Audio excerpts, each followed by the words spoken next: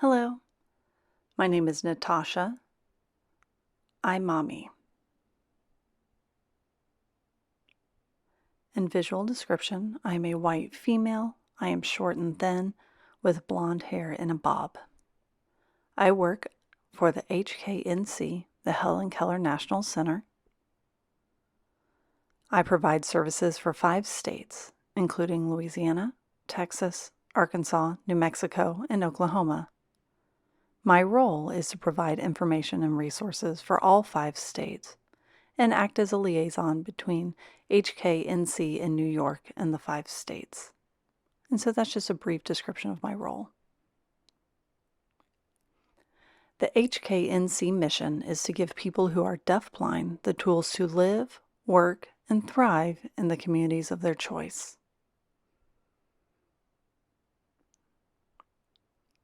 Today, I'll be presenting about peer learning groups, or PLGs.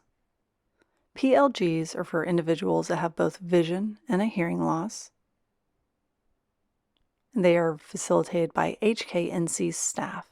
They typically last between an hour to an hour and a half, and they can last from 4 to 6 weeks, even up to 8 weeks. PLGs first got started during the pandemic. The deafblind community was feeling lonely, isolated, and they reached out to Helen Keller National Center and asked, what can we do? I'm feeling isolated. So a social worker there by the name of Lisa Catanzaro started some virtual support groups, or PLGs. And they became very popular. People reached out asking for more. They offered a variety of different topics, a variety of different groups. So some of the topics included Usher syndrome type 1 and type 2 support groups, banking and budgeting, advocacy in the deafblind world, virtual cooking, and Braille buddies. These were all support groups. The most popular was the advocacy in the deafblind world group, and continues to be very popular today.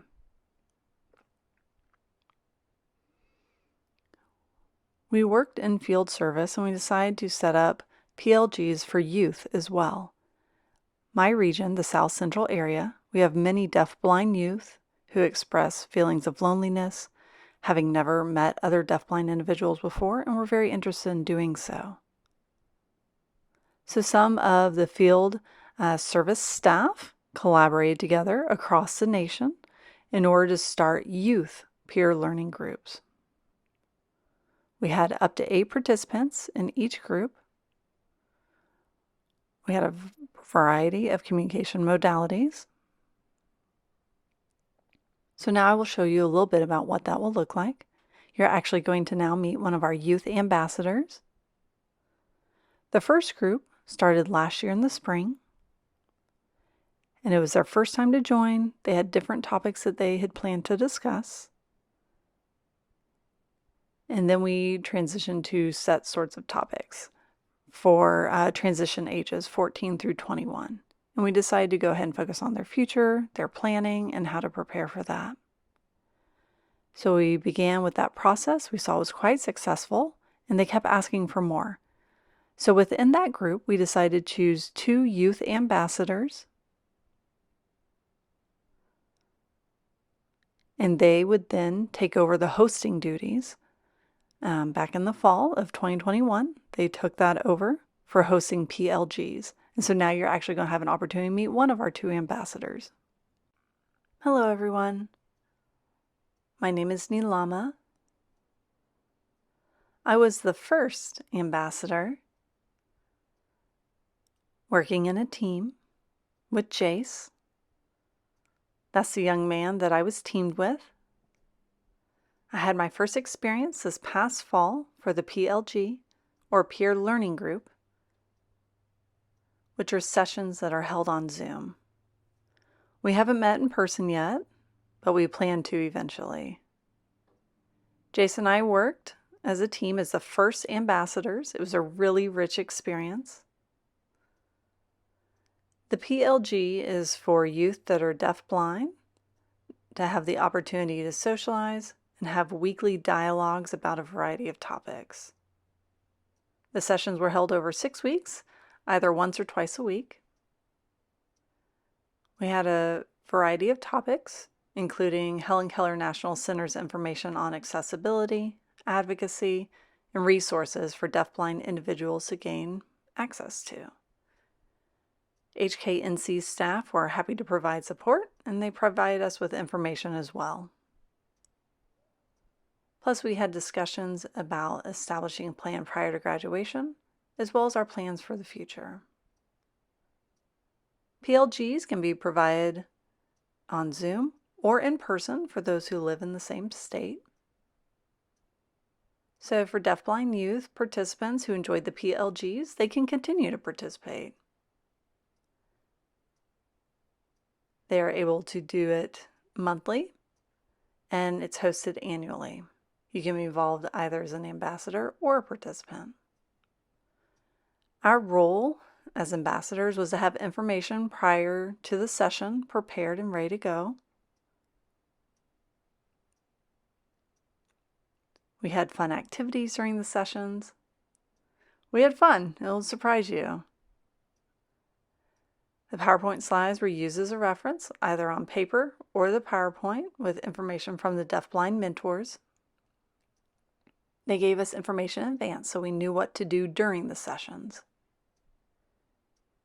We would make sure that the deafblind youth had access and check for any visual needs on Zoom and ask if anyone needed help, and if so, we were happy to assist. During the Zoom sessions, we would make sure to review how to use gallery view and ensure that everyone was taking turns communicating one at a time. We would make sure to emphasize the importance of communication rules at the beginning of each session, such as reminding them to raise their hand in order to make a comment, and to make sure that everyone was included, and most importantly, have fun. We wanted everyone to enjoy themselves, make their day better, make the best out of it. So that was our experience as ambassadors and previous PLG participants for deafblind youth last spring. My most favorite part of the PLGs is that they're a small group. I really enjoyed our dialogue with peers and the deafblind mentors as well. When working with HKNC, not only did we learn a lot from them, but they learned a lot from us. We learned so much about having an open dialogue and being able to share our similar experiences, including our various vision conditions as deafblind individuals. There was no judgment. We were there to learn and be open-minded during our discussions. We learned that deafblind individuals have various accessibility needs and that we shared the same access. HKNC provided more support and resources. We all wanted access to information. It's really wonderful. The Zoom sessions were deafblind friendly. Thank you for watching. If you have any questions, I would be happy to answer. Thank you. So now we also have PLG deafblind mentors that would meet with them every week. The 2 assigned ambassadors would reach out to deafblind leaders within their community and ask if they would be willing to join in the PLG as a mentor.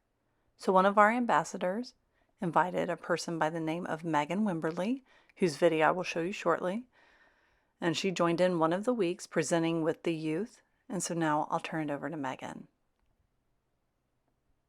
Hi, I'm Megan Wimberly. I was asked to join a PLG session as a deafblind mentor, and I was happy to. This week's topic was post-secondary goals. I was really impressed. The ambassadors were leading and facilitating the meetings well. The other participants were very eager.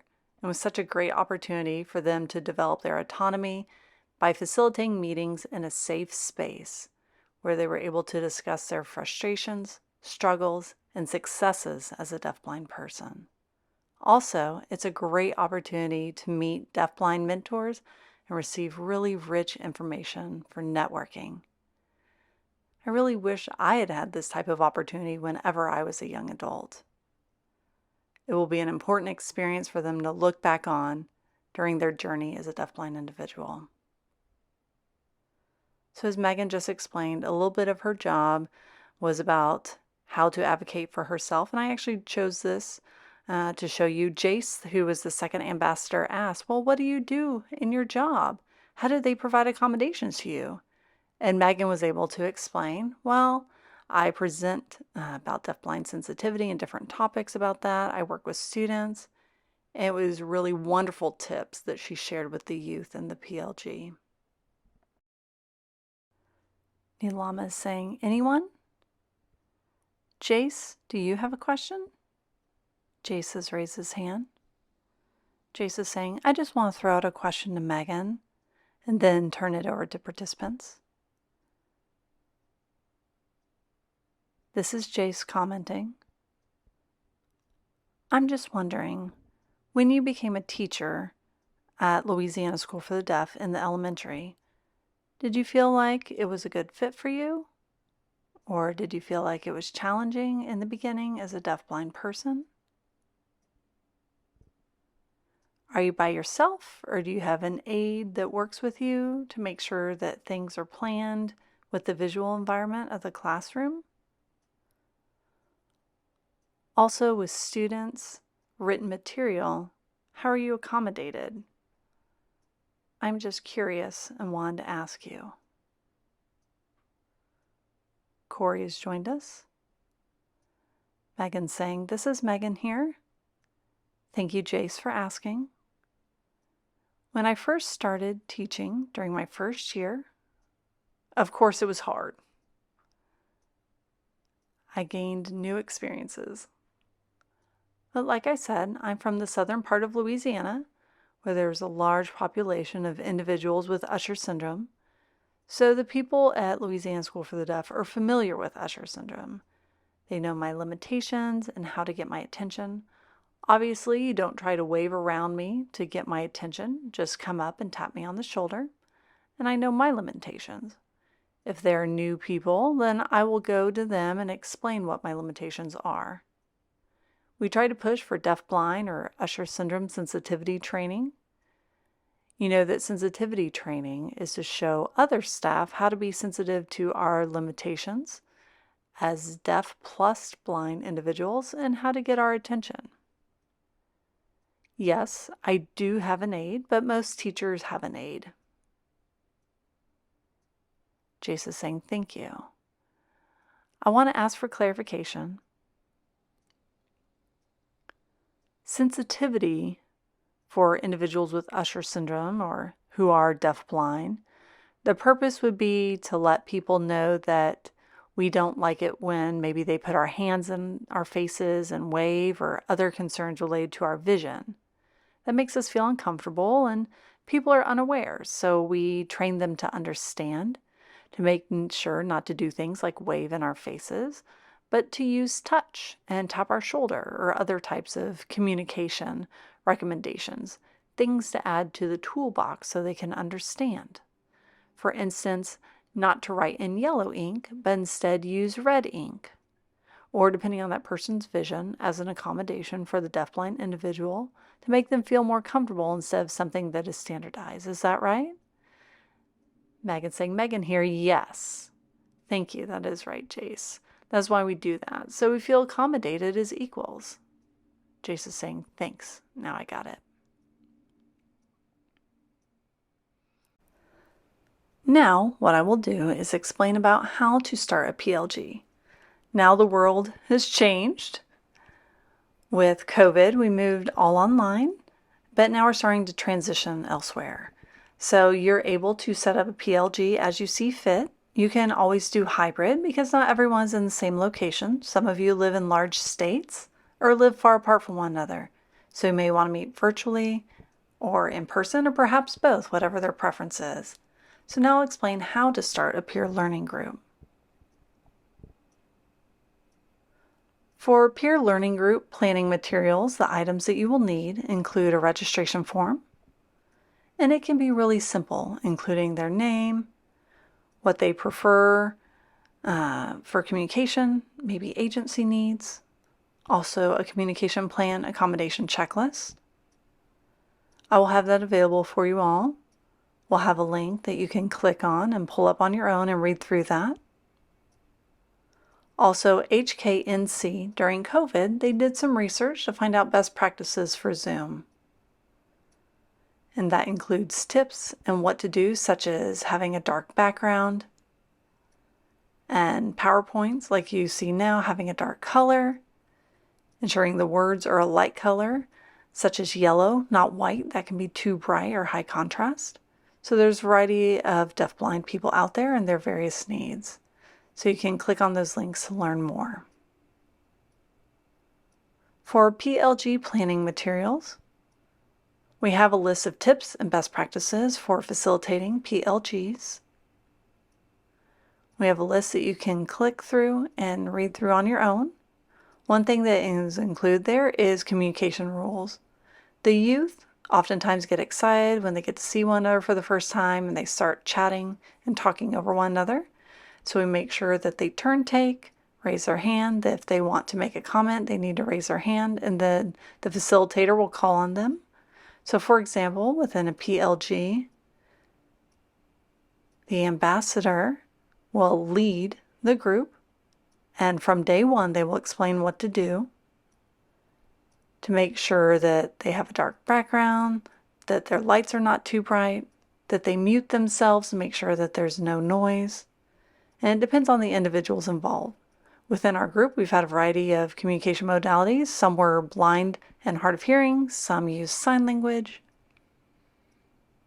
So their communication really varied across the board. And so advising them to use the mute button, and if they had a question, to raise their hand. And then the ambassador would call on someone, acknowledge that they raise their hand, wait for all the individuals to turn towards that person, and then they'd be able to make their comment. For our PLGs, we always had interpreters to do copy signing for those individuals who are low vision, so you could focus on a single individual instead of trying to track everyone on the screen. We would also use spotlighting, and so we would ask the group's preference on spotlighting. With our first group, they didn't want to spotlight. They felt like it was too confusing to follow. And so we always get feedback from the participants within the group and ask what they prefer. Would they like to use the spotlight feature or not? Some PLGs prefer not to. They like to see one another, and they prefer to pin if they chose to do so. When setting up the PLG sessions, we always have an assigned facilitator, a person who will be responsible for handling Zoom, communication, and we can have participants up to 8, along with the deafblind mentor and the deafblind youth ambassador, as well as interpreter. So all these things are involved within the PLG sessions.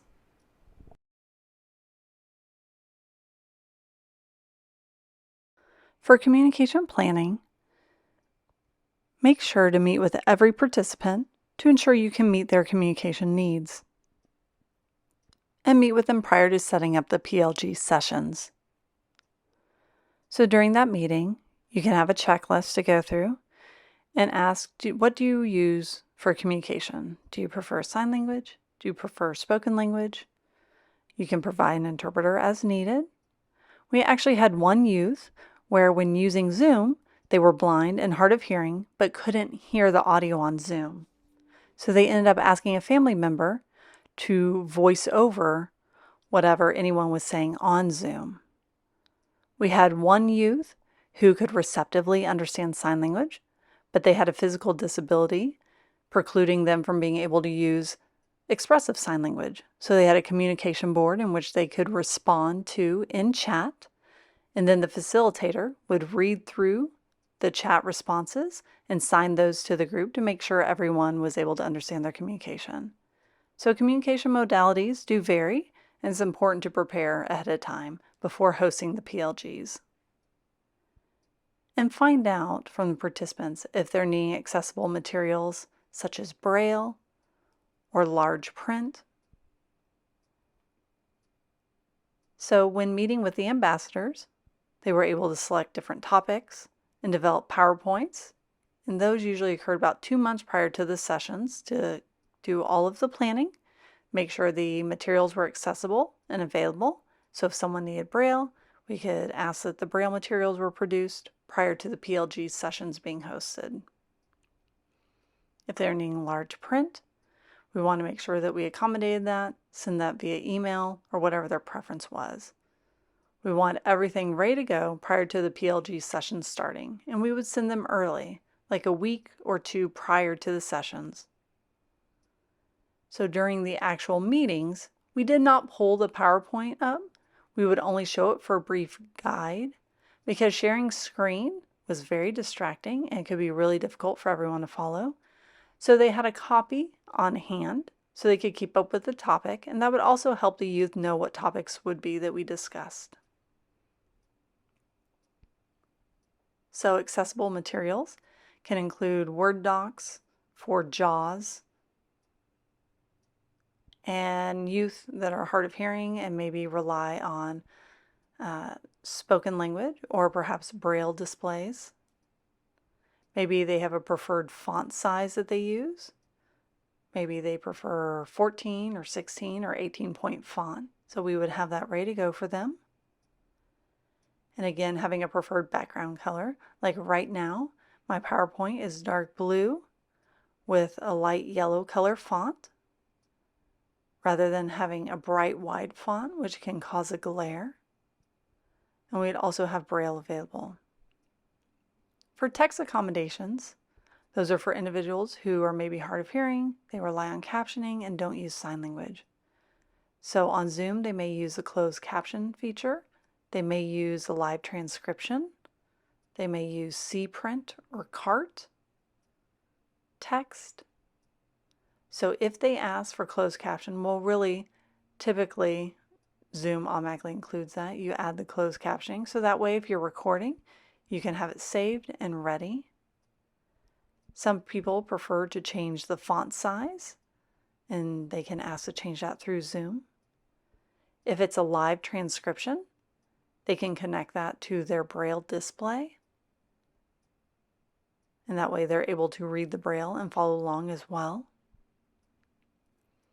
So those are all the text accommodations for individuals who maybe do not know sign or prefer to use captioning or their Braille display.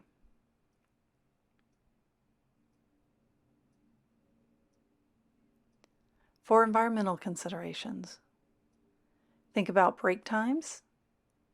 During our PLGs, they were typically an hour and a half, so we would take 3 breaks, and they were each 10 minutes. So at the half-hour mark, having a 10-minute break, after another half hour, having a 10-minute break, and that's due to visual fatigue. So giving themselves an opportunity to have an eye break, to step up and walk away from the computer for a little while. Also really emphasizing to the participants within the group that they need to think about their own background color, their clothing choices, and not choosing any clothing that had bright or bold patterns. So for example, right now, I have light colored skin with a black top, so having skin contrasting clothing. Also not having lighting that is too bright because that can make it difficult to see, as well as also not being backlit by a window or a light behind you. And if family is nearby, perhaps moving to another room where it could be more quiet. So there are a variety of other environmental considerations. So now we have activity time, something that you can practice. So I want you to go ahead and list out, so typically our youth, when working with someone, they were needing to think about the type of accommodations they may need. So how would you plan for your accommodations? Whenever you meet with them prior to and asking them their needs. So go ahead and practice that now. Take 5 minutes to practice what that might look like.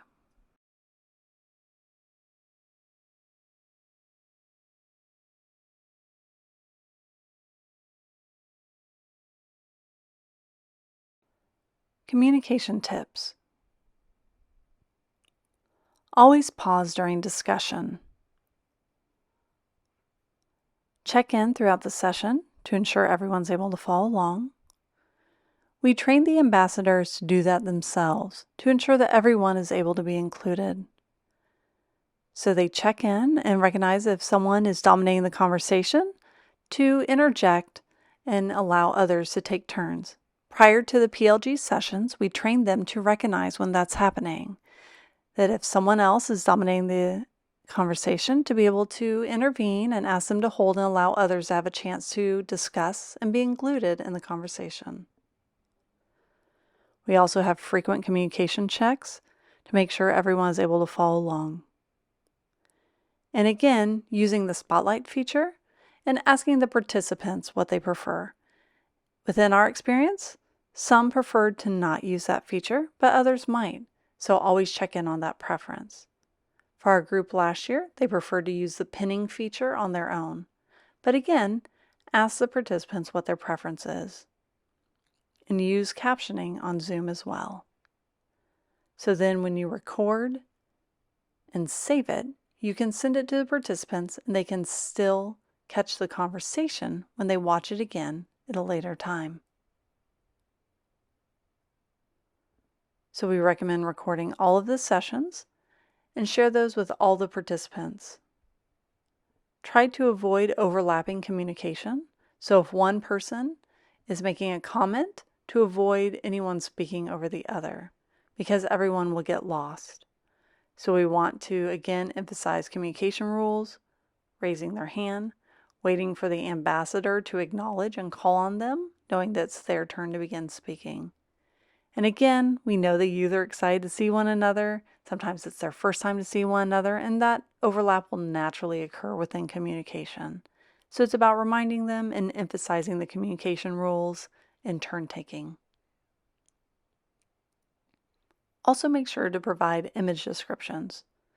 So the first day, when everyone met one another for the first time, they gave a visual description of their appearance and would always state their name. So I would raise my hand and say, Natasha speaking. And so that way, whenever someone had tactile interpreter, they would know who's speaking. And it's important to emphasize that practice. And the ambassadors model that as well. They raise their hand, Natasha speaking, and then make the comment. And so again, that first day doing the visual appearance, Natasha speaking, I'm a white female with short blonde hair. That way, with a tactile interpreter, the deafblind person would have a description of them and know who is speaking, know what everyone looks like, what their name is, and also how to use their sign name. Some other tips, for example, with regional signs within our PLGs last year, we had participants from all over. One of the ambassadors you met earlier was from California versus another one who was from Louisiana or those from Texas. And so sometimes they would need to expand upon some of those regional sign choices.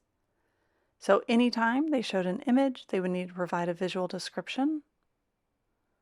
Also, make sure that all the participants are engaged. If one person is seeming more quiet or reserved, we would encourage the ambassadors to check in with that person. Say, hey, any feedback? Try to draw them back into the conversation. Make sure everyone has a chance to comment. Remind the participants of the communication rules. And also, when using the chat box feature, the facilitator can read through and sign what is being shared in the chat box with the group.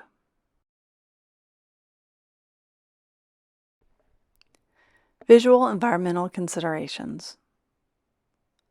Again, emphasizing for participants within the sessions to avoid bright lights, to avoid being backlit, and if they have a background perhaps with bright colors or any sort of visual clutter, to use a more plain background or solid background. I know sometimes our youth like to play with the virtual backgrounds, maybe a beach or other fake background. Try to avoid using that because when using sign language, it can blur the outline of their hands, making it hard to follow. So using a skin contrasting clothing as well as a dark background.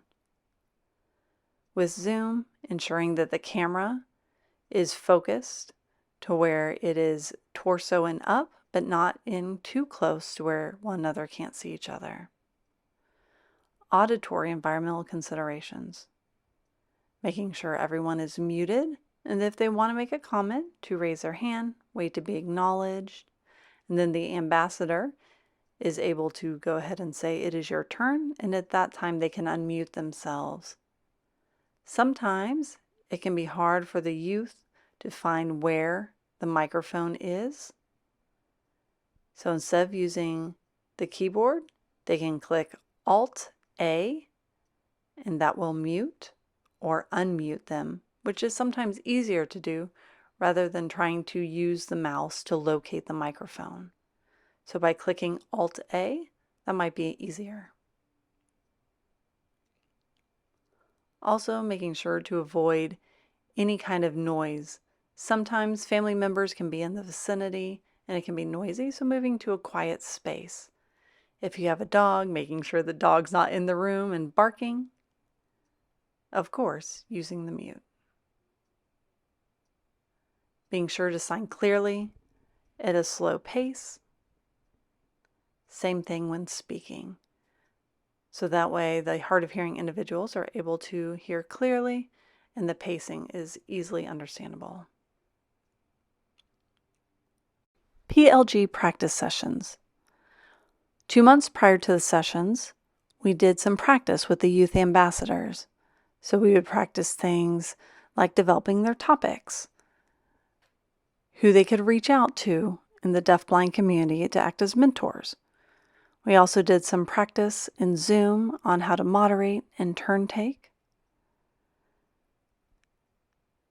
When planning with the youth ambassadors for their preparation meetings, I usually like to meet weekly with both the ambassadors to talk about their topics, as well as the deafblind mentors that they would be responsible to reaching out to. And so they would invite them to join in. We would do the planning for the dates, and really they both did an awesome job in preparing for that last year. They were able to select presenters as well. So for example, Helen Keller National Center has one person that works there, and they would present about deafblind advocacy, ADA, and knowing their rights. We also have a low vision therapist and audiologist that work together as a team, and they were invited to present to a family chat. And so that was an opportunity for the families to engage and discuss more in depth. And those were a couple of the topics that the ambassadors chose. And it's really up to you, the type of topics that you prefer. It's important to plan with the youth ambassadors. Also, having the PowerPoints ready so they can start working on developing those. They can do that as a Word doc or whatever format they prefer to use. Once they feel ready to go and prepared with their discussion points, we always like to chime in with, what's the point of the session? Last year, we had transition goals. We said, okay, now you're in high school, so once you graduate, what is it you're hoping to do? And so that was the whole point, was transition goals and having a plan ready. So looking at that end goal and breaking it down each week. So 1 week, it was like, okay, you're in high school. What are you planning to do after you graduate? Do you have a plan? And then the following week may be about, okay, have you met deafblind individuals in your preferred future career area? If not, okay, it's time to start reaching out to those people. Then after that, okay, if you want to go to college, have you reached out to college disability services, asking about accommodations?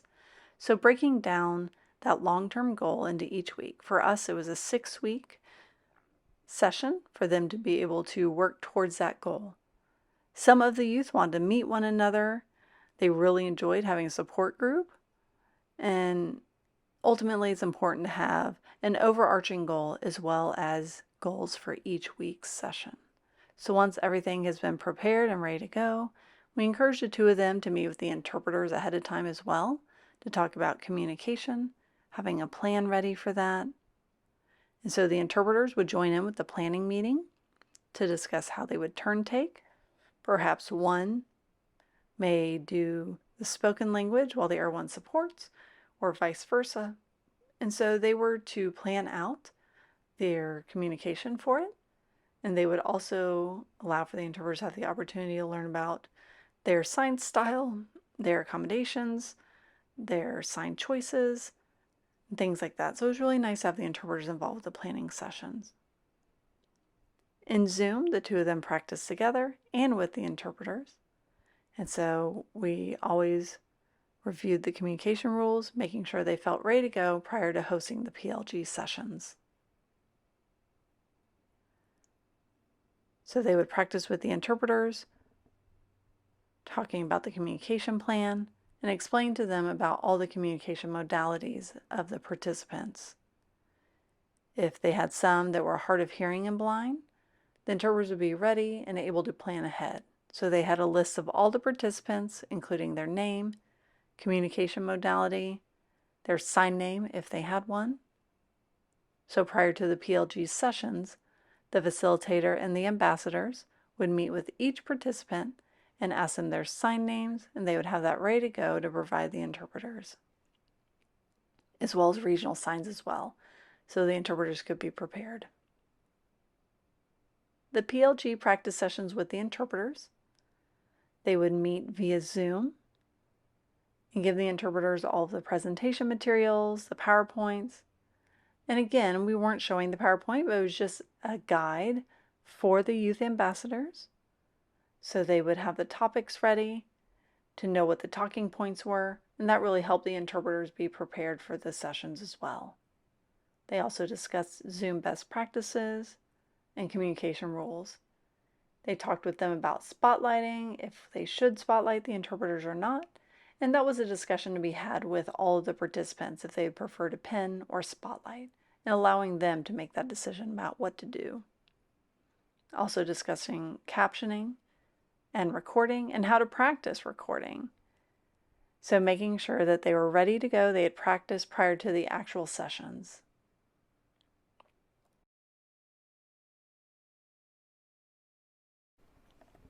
Communication rules.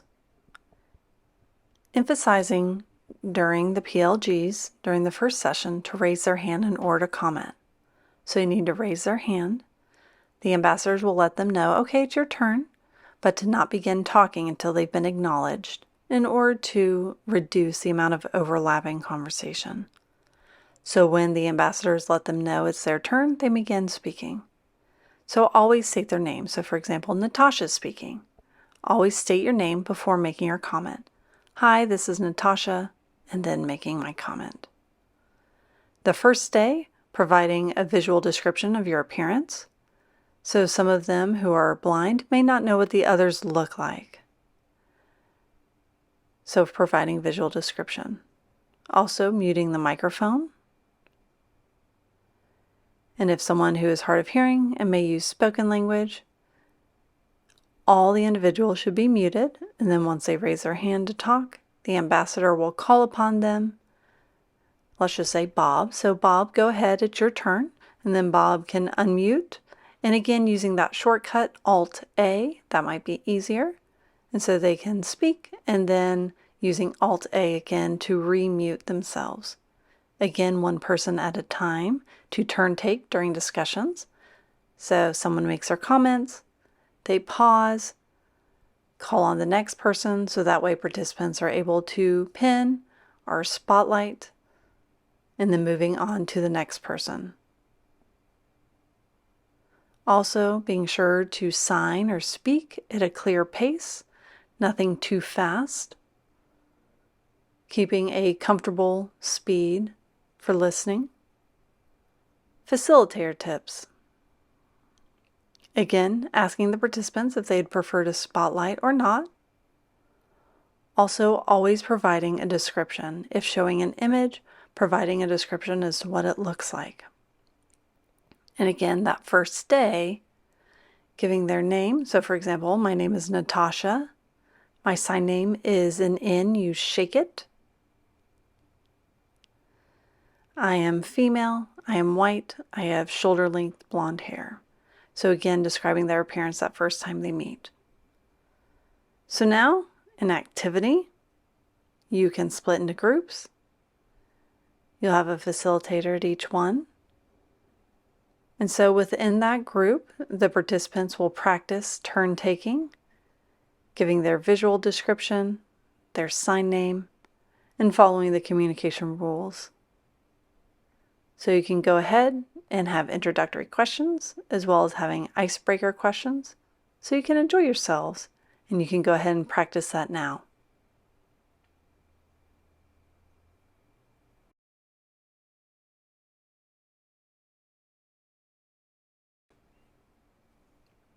Communication feedback. Checking in with everyone after the first session, that first day, checking in with the participants. How can we improve communication? Is there anything we need to do differently to meet your needs? So garnering that feedback to incorporate into the next upcoming session. The first day, it's normal to experience some issues, but the goal is to resolve those. Previously, we had tried to use the spotlight feature, and they gave us feedback that they did not like using that. So we incorporated that feedback and allowed them to pin others on their own, and many admitted to preferring that. But again, people have different preferences, and it's important to check in on those. So after that meeting is done, check in with the interpreters as well. How was everything? How did it go? How did the communication flow go? Having those discussions with the interpreters. Then for the second PLG session, letting everyone know about the feedback for communication and having some of that open discussion to ensure that everyone feels comfortable.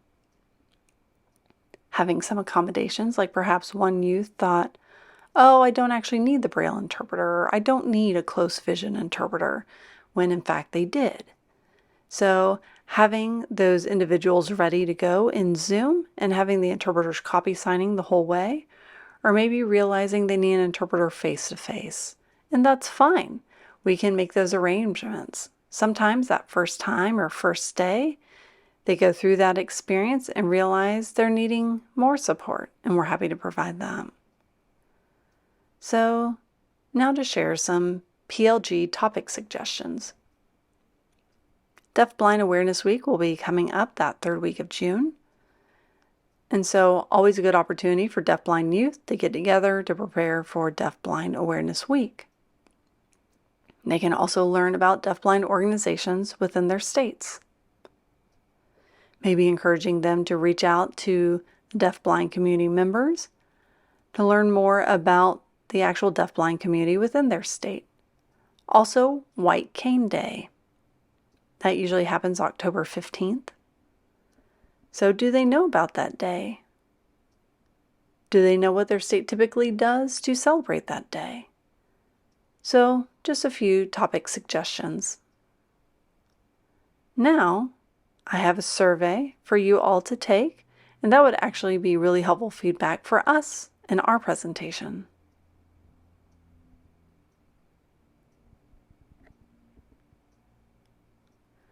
Again, my name is Natasha. Aymami, and I work as part of the Helen Keller National Center. I'm the South Central representative. So if you have any questions in relation to my presentation or other questions related to deaf blindness, please reach out and I'm happy to answer your questions. My email is natasha.aymami@hknc.org. Please reach out to me through video phone, text, email, FaceTime, you name it. Thank you for allowing me to be here to present.